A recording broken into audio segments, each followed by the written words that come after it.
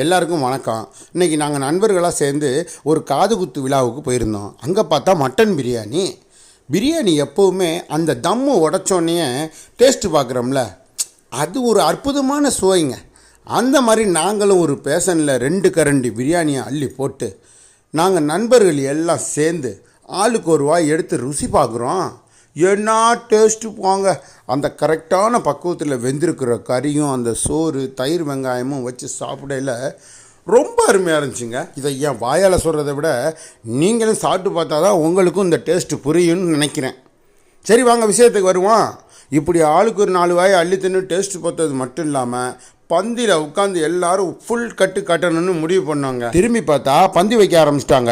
வாங்கடான்னு எல்லாரும் போய் 2 டேபிளை போட்டு சுற்றி உக்காந்து இலையை போட்டு ஆளுக்கு ஒரு பிளேட்டு பிரியாணியை கொட்டி ஃபுல் கட்டு கட்டிட்டோம். செம்மையாக இருந்துச்சு. நீங்களும் இது மாதிரி சாப்பிட்டு பாருங்கள்.